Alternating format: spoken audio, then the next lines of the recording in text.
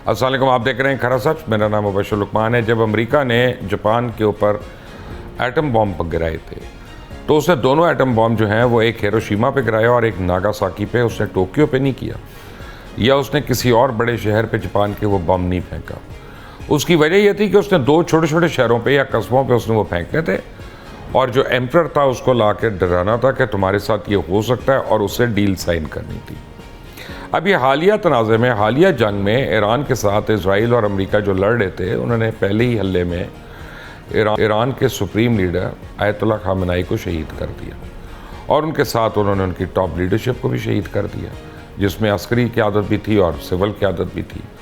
तो अब सवाल ये पैदा होता है कि जो सदर ट्रंप बार बार कहते हैं कि हमें नेगोशिएट करना है या हमारी टर्म्स पे होना है, तो उनसे वो टर्म्स तय कौन करेगा? लीडरशिप तो आपने उड़ा दी है और आप कोई अब जो है आपसे बात करने को तैयार नहीं है। और ईरान में जितनी डिवीज़न थी या पोलराइजेशन थी या मुल्लायत के ख़िलाफ़ भी जो चीज़ें थीं, वो यानी एलिमेंट्स थे, वो सारे एक हो गए। वो कहते हैं इस वक्त तो हम बड़े शैतान से अपनी लड़ाई लड़ लें, उसके बाद हम किसी छोटे की बात करेंगे।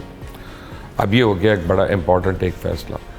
अक्सर लोग मुझसे पूछते हैं कि जंग जीतेगा कौन, ईरान जीतेगा या अमेरिका जीतेगा? देखिए, ये दो मुख्तलिफ जंगें हो रही हैं और इसको अपने जहन में रख लें। एक जंग हो रही है कब्ज़े की, एक जंग हो रही है रिजीम चेंज की, एक जंग हो रही है रिसोर्सेज को कंट्रोल करने की, और दूसरी तरफ जो जंग हो रही है वो हो रही है अपने सर्वाइवल की, अपने 5000 साल पुरानी तारीख को बचाने की, अपनी एग्जिस्टेंस की। तो दोनों जंगों का आउटकम जो है वो आप समझे कि बिल्कुल डिफरेंट है। कल को अगर ट्रूस हो जाता है और अल्लाह करे हो जाए, कोई नेगोशिएशन हो जाती है, अल्लाह करे कि हो जाए, और रजीम चेंज के बगैर ये जंग ख़त्म हो जाती है, तो इसका मतलब है अमेरिका और इसराइल अपनी शुरू की हुई जंग हार गए। अगर ईरान जो है वो अपनी मौजूदा टेरिटरी को बचा पाता है और अपनी सॉवरेनिटी को बचा पाता है और 1 इंच भी ज़मीन अपने दुश्मनों को नहीं देता और रजीम चेंज नहीं करता, तो जितना मर्जी उसका नुकसान हो गया, हत्तुल इम्कान वो जंग जो है ईरान जीत गया। आज जो बयानात आए, सबसे पहले तो हमें यह पता चला कि फील्ड मार्शल आसिम मुनीर जो हैं उनकी भाग दौड़ की वजह से कोई टेम्परेचर ठंडा होना शुरू हुआ, सऊदी अरेबिया की वजह से, उसके बाद दीगर अरब ममालिक में, और ईरानियन प्रेसिडेंट ने उसको रेसिप्रोकेट किया। लेकिन अब थोड़ी देर पहले ईरान के वज़ारत ख़ारजा ने एक बयान दिया। उन्होंने कहा हम किसी हमसाया मुल्क पे हमला नहीं करेंगे माँ सिवाय उसके जहाँ से हम पर हमला हो। तो अब इसका मतलब क्या हुआ? इसके दो मतलब हैं। एक तो ये है कि अगर अमेरिकन बेसिस वहाँ पे इस्तेमाल होते हैं ईरान के ख़िलाफ़ तो हमला होगा, लेकिन सिर्फ उन अमेरिकन बेसिस के ऊपर होगा।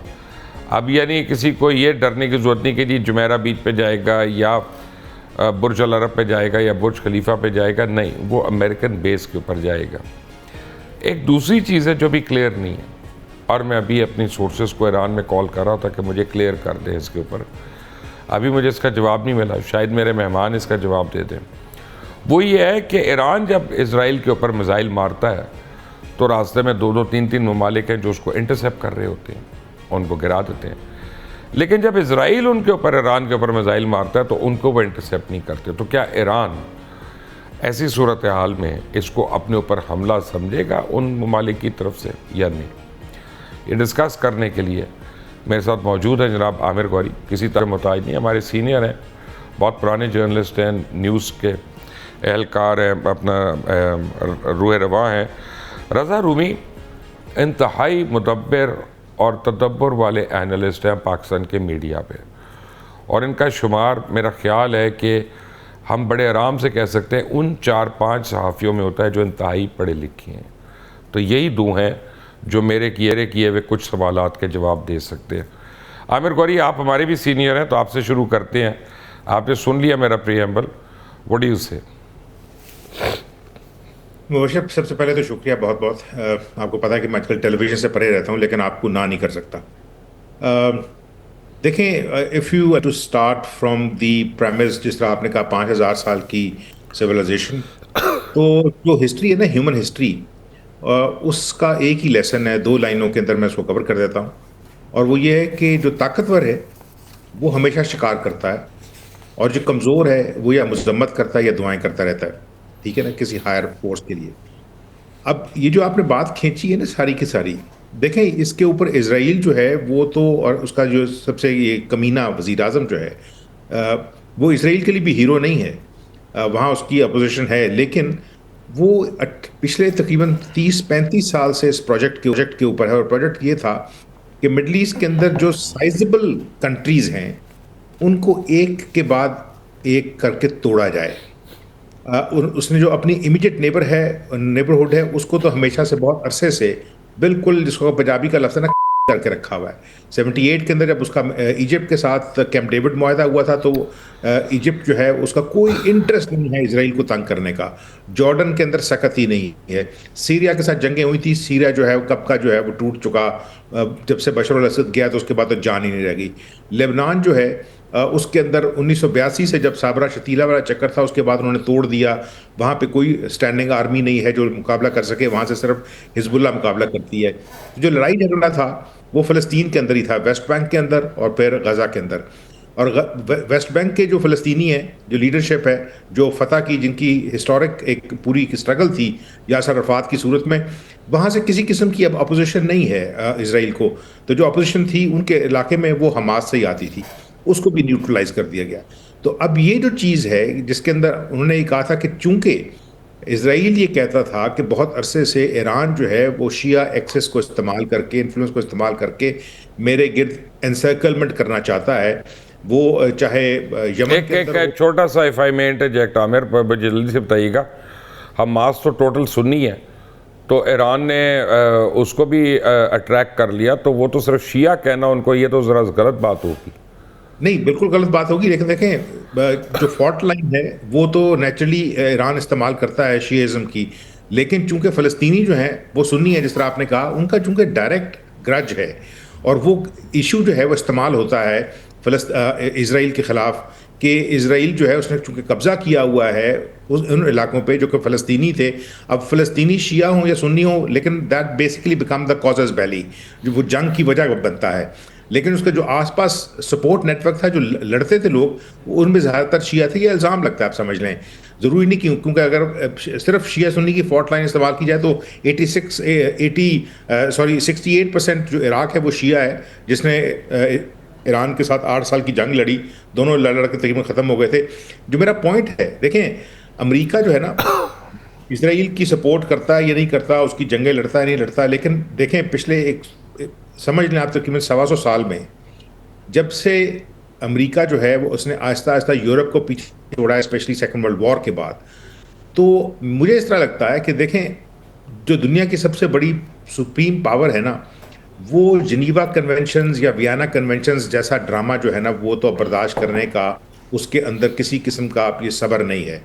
वो ये कहता है, भाई अगर मैं दुनिया का चौधरी हूँ, तो कन्वेंशंस जो है ना, फिर वो वाशिंगटन कन्वेंशन होंगे, शिकागो कन्वेंशन होंगे, कैलिफोर्निया कन्वेंशन होंगे। मैंने उस यूरोप की जो कि ग्लोबल पॉलिटिक्स में पावर खो चुका है, उसके बनाए हुए असूल जो हैं वो मैं नहीं मानूंगा। और पिछले बहुत अरसे से हम एक चीज़ सुनते आते थे कि जी ये अमेरिका लेड जो है रूल बेस्ड ऑर्डर, उसके तहत रूल किसके होंगे? रूल उसी के होंगे जो पावरफुल ठीक है, होगा। आते हैं इस पे, will come back to this. Raza, very quickly your two cents. देखिए, बिल्कुल ये गौरी साहब ने बड़े अच्छे तरीके से जो हालिया तारीख है उसका जायज़ा लिया है। और आज 2026 में जहां दुनिया खड़ी है, बिल्कुल एक जो पुराना निज़ाम था, जैसा तैसा भी था, वो बिल्कुल शिकस्त और रेख्त का शिकार है। और एक नया निज़ाम जो है वो भी उभरा नहीं है। यूनाइटेड नेशंस के इसीलिए लोगों को 4 महीने से तनख्वाही नहीं मिली, अब निज़ाम में रह क्या गया, वो तो ख़त्म हो गया। जी, जी बिल्कुल, तनख्वाहें नहीं मिली, वो उसके अलावा एजेंसियां जो हैं वो बंद हो रही हैं उनकी। अगर वो कोई काम भी कर रहे हैं तो उसकी कोई मुकत नहीं है यूनाइटेड उनकी नेशंस तो बिल्कुल, मुझे ऐसा लगता है कोई पाकिस्तानी चैनल का मालिक चला रहा है, जिसको आदत है 3-3 महीने की तनख्वाह ना देना। Honestly। तो बस ये आपने आमिर analogy गौरी बड़ी हंस ले, जबरदस्त बहुत अच्छी जुगत है, हंस ले। आपको आपको भी नहीं मिली, हाँ कोई नहीं।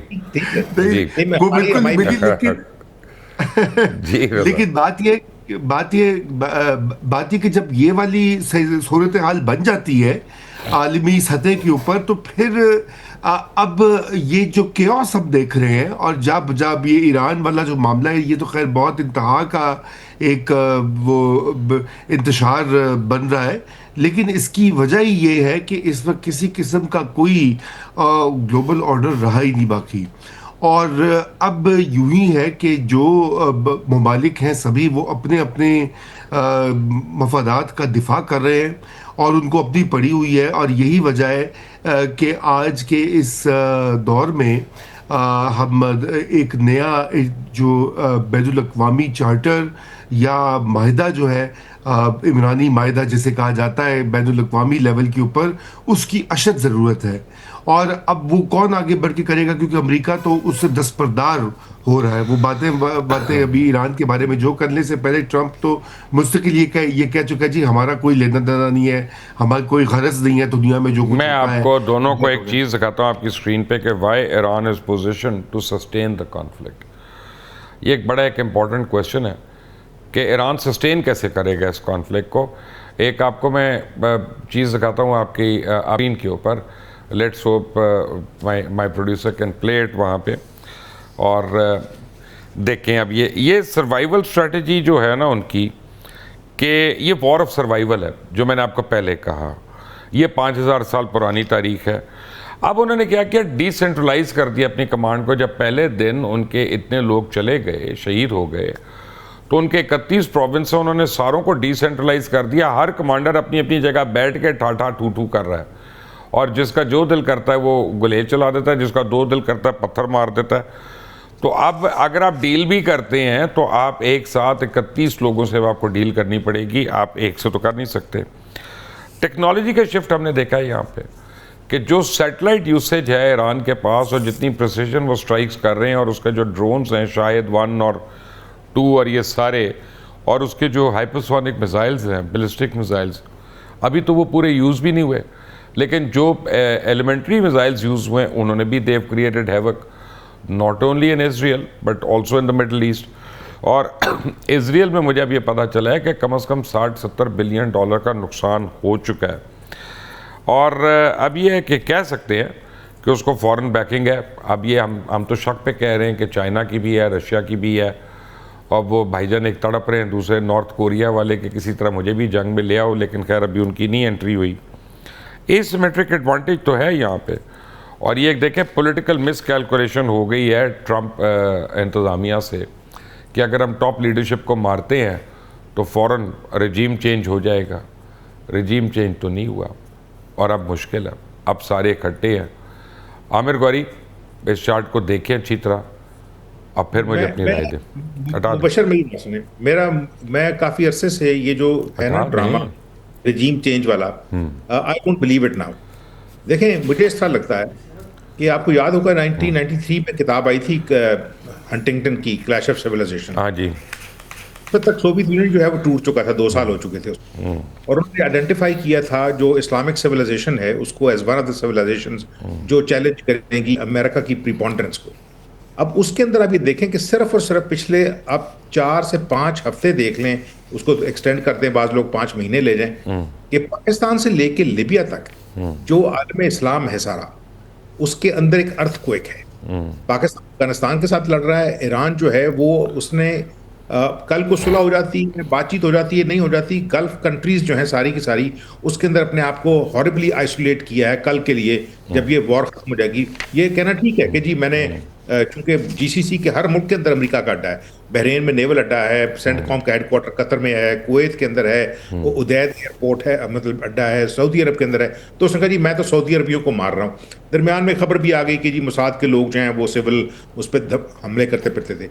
लेकिन उससे आगे चले जाएं, यानी यमन को देख लें, उसके बाद सूडान को देख लें, सोमालिया को देख लें, लीबिया को देख लें, ये सारा का सारा उन्होंने तहस नहस कर दिया है। उसमें सिर्फ 3-4 मुल्क ऐसे हैं मुबशर जिनके अंदर ये एटलीस्ट कैपेसिटी थी लड़ने की, जीतने की नहीं, लड़ने की।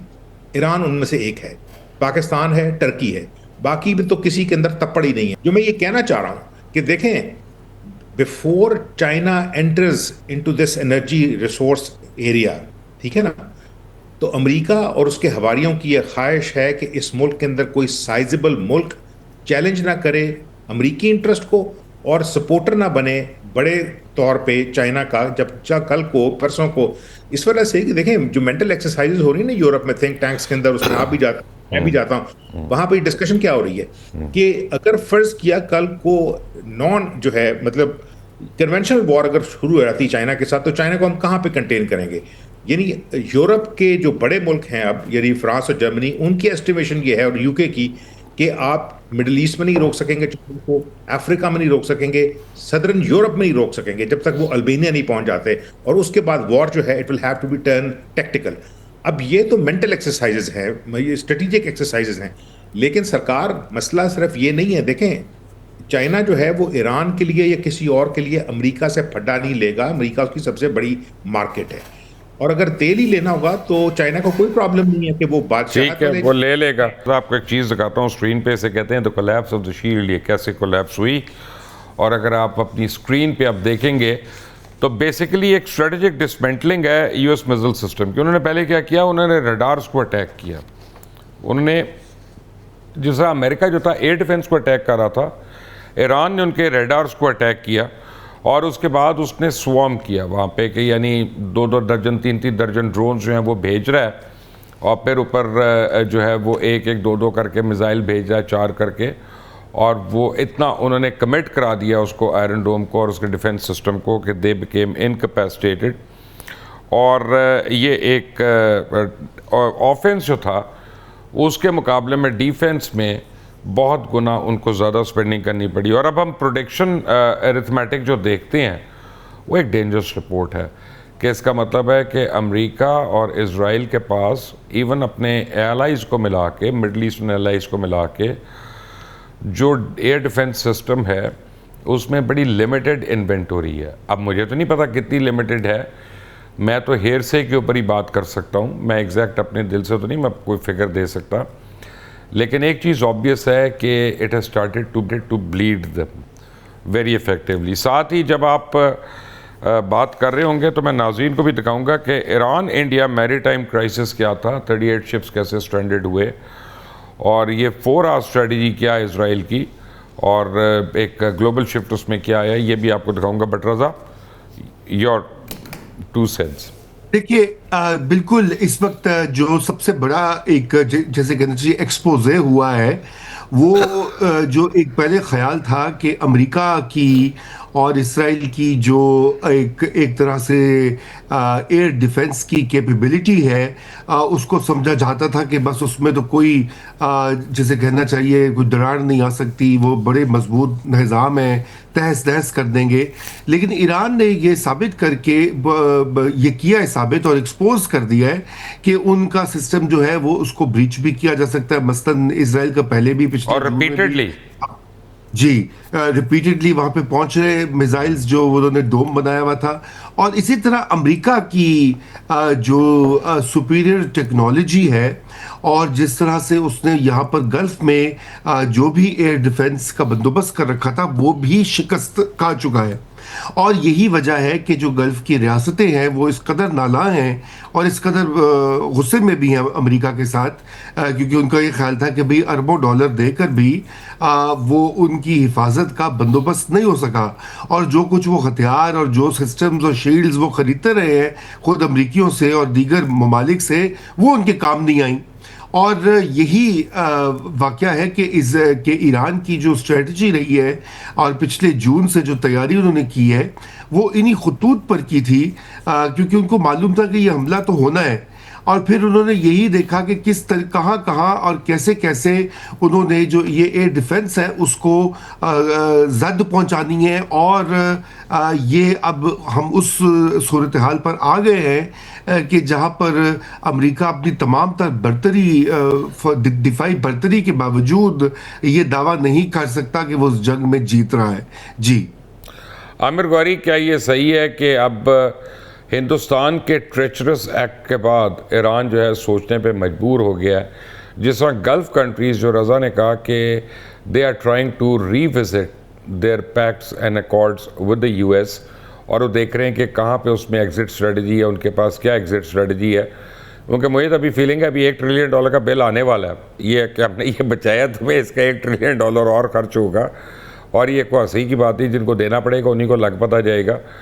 लेकिन ये फैक्ट है कि ईरान के शिप को रिपोर्ट करके उसको उड़वाना इंडियन ओशन में, और उसके बाद उसी वजह से उनको इजाज़त मिल जाना कि वो रशिया से तेल इंपोर्ट कर लें, हालांकि उसके ऊपर इतनी मुश्किलात खड़ी हो गई थी, 50% तक टैरिफ्स भी लग गए थे, सब कुछ हो गया था, मोदी बुरा भी बन गया था।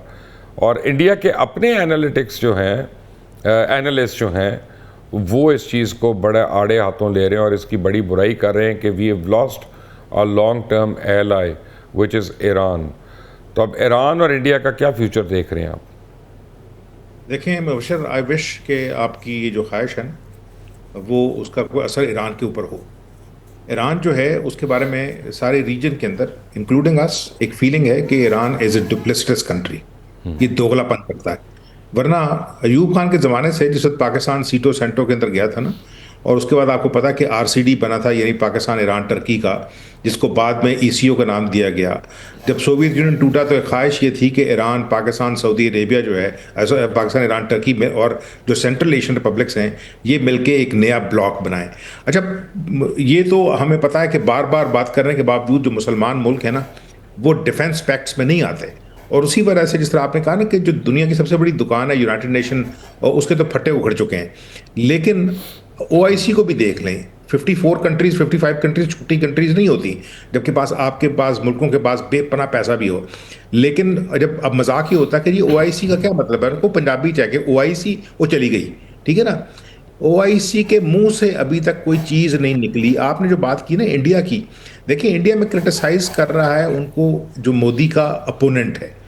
मोदी खुद तो 2 दिन पहले जो है वो इजराइल जाके जफियां डाल के आया था। जो कुछ भी हो, ये जो सारे पैक्ट्स हैं जिसके अंदर जो आने वाली दुनिया है, उसके अंदर इंडिया जो है वो एक सॉलिड कैंडिडेट के तौर पे अमेरिका का जो निज़ाम है इस मुल्क के अंदर, जो इस रीजन के अंदर, इंडियन ओशन के अंदर, क्वाड की सूरत में या ऑकस की सूरत में, उसका एक इंपॉर्टेंट मेंबर है, ठीक है ना।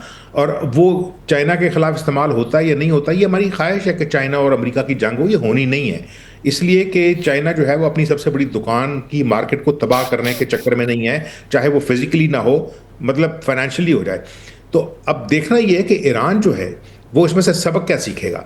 देखें, ईरान जो मर्जी कर लें, आपको हो सकता है खुशी हो रही हो, मुझे तो खुशी नहीं है। जब तक अमेरिका को हिट करने की कैपेसिटी किसी मुल्क में नहीं होगी, उस वक्त तक तो अमेरिका को कुछ मसला नहीं, क्योंकि अमेरिका जो है उसकी ये हिस्ट्री है, स्पेशली सेकंड वर्ल्ड वॉर के बाद। उससे पहले तो वो स्प्लेंडेड आइसोलेशन का शिकार था ना, उसकी पॉलिसी थी। लेकिन अमेरिका ने आज तक मुबशर जंग कोई जीती नहीं है, लेकिन उससे ज़्यादा तबाहनाक जंगें जो हैं वो किसी ने इम्पोज नहीं की। अब वो बदमाश इतना हो गया है कि जो निकोलस मडूरो के साथ किया है, ये दुनिया की तारीख में नहीं था कि आप जाके। अभी तो क्यूबा जाना चाह रहे हैं ईरान के बाद, ऑलरेडी कह दिया है। हाँ। अच्छा, इसराइल जो है, इसराइल का जो फॉर्मर प्राइम मिनिस्टर है नफ्ताली बेनेट, उसने ऑलरेडी कह दिया कि टर्की जो है नेक्स्ट ईरान है, ठीक है ना।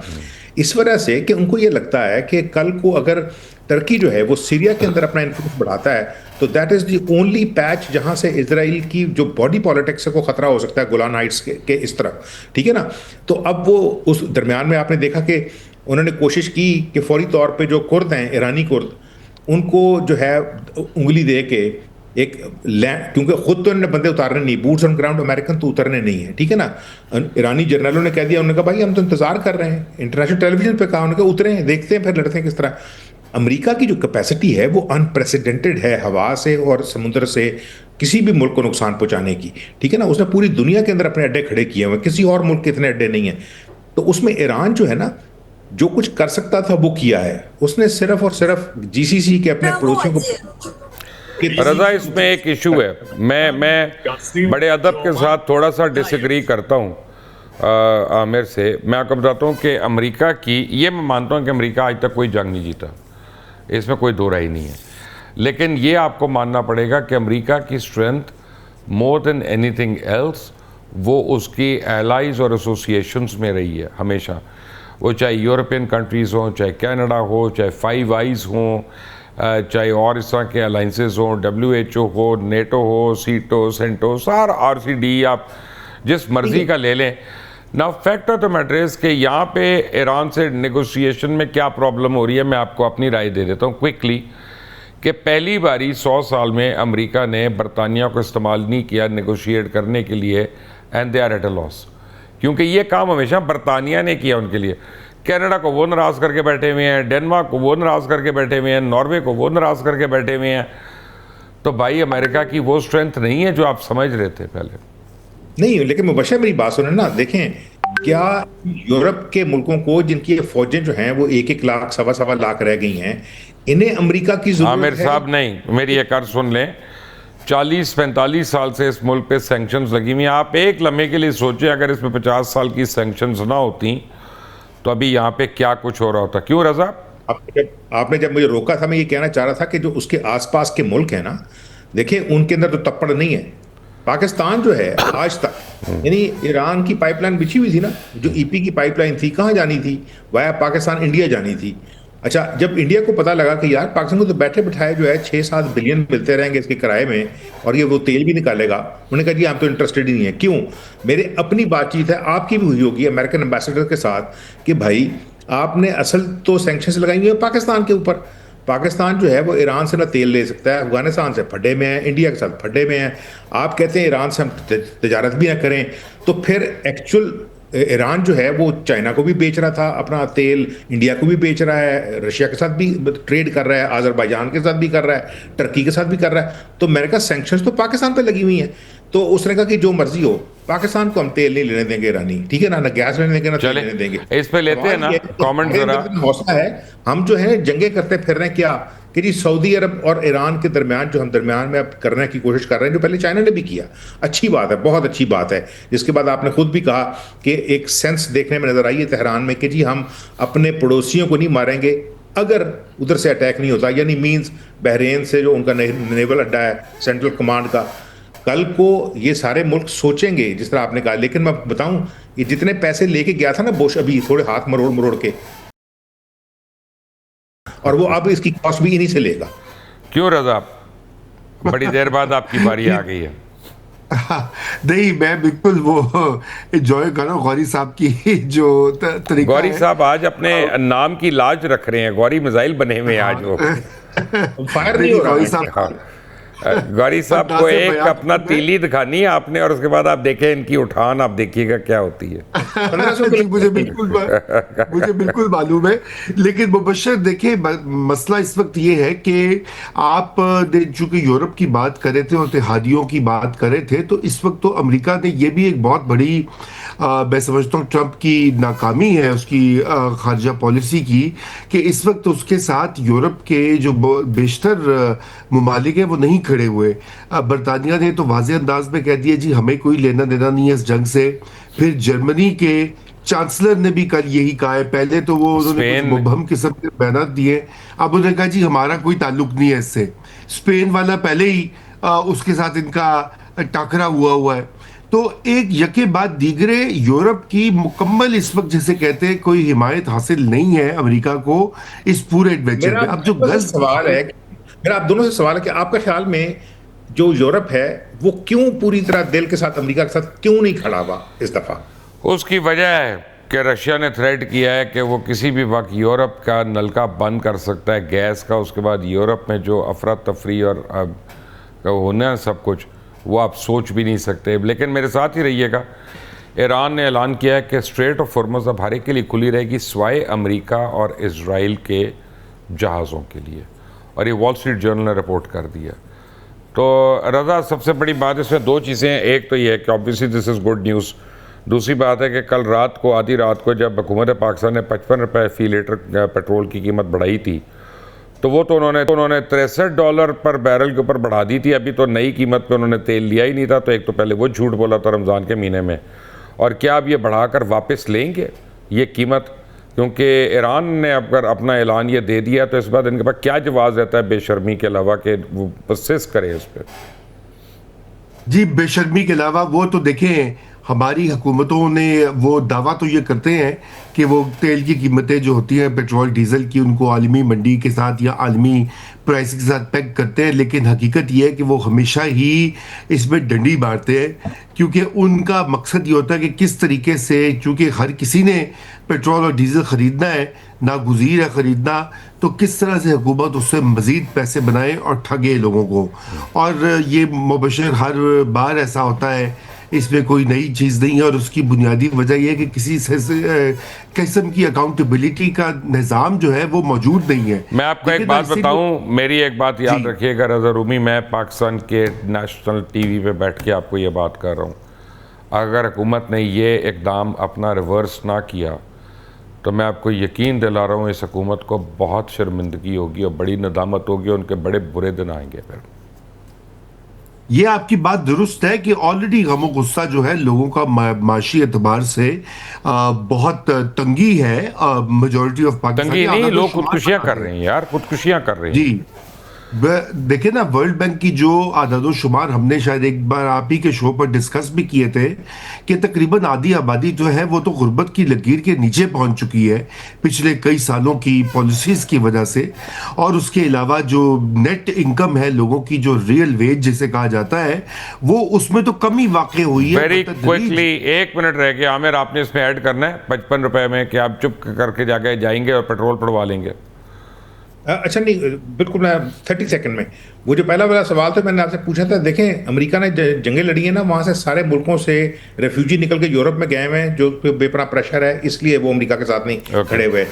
ठीक है, लेकिन ये जो आपने कहा है, देखें पाकिस्तान ईरान से तेल नहीं लेता, और मेरा नहीं ख्याल कि पाकिस्तान का मेजॉरिटी तेल जो है वो LNG आती है कतर से, तेल जो है वो इस शतर अरब से नहीं आता, ठीक है ना। लेकिन यस, इसी वजह से शायद वजीर आज़म बाबुल ने मंदब से भी तो आ रहा है ना, बाबुल मंदब से भी आ रहा है।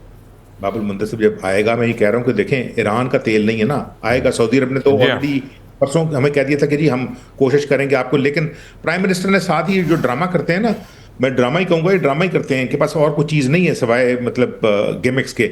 वो ये था कि ये एवरी वीक जो है ना वो इवेल्युएशन होगी, और आपको पहले भी पता होगा कि पाकिस्तान के अंदर इन्होंने इस तरह किया कि जी अवाम की जेब फाड़ के ना उसमें से निकालने पैसे उस तेल के जो इन्होंने सस्ता खरीदा हुआ था, ताकि कल को अगर महंगा खरीदना पड़ जाए, अगर बैरल की कीमत जो है वो 85 पे चली जाती, 100 पे चली जाती, तो कतरी तो प्राइम उसने वजीर ने कह दिया था कि हो सकता है 150 तक चली जाएगा, ये 4 हफ्ते जंग चली।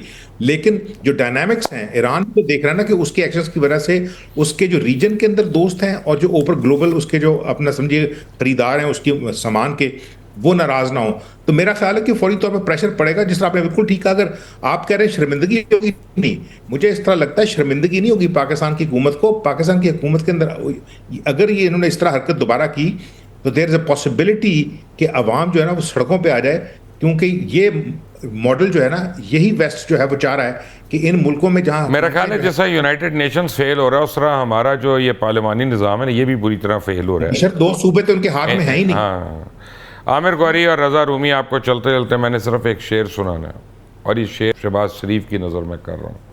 सागर सिद्दीकी मरहूम का शेर था कि जिस शहर में लुट जाए फ़कीरों की कमाई, उस अहद के सुल्तान से कोई भूल हुई है। आज रात को शहबाज शरीफ याद करना, जागते रहना, my words will come to haunt you, I promise you, because गरीब की आह जो है ना ये पकड़ती है, ये नहीं छोड़ती। अल्लाह हाफिज़।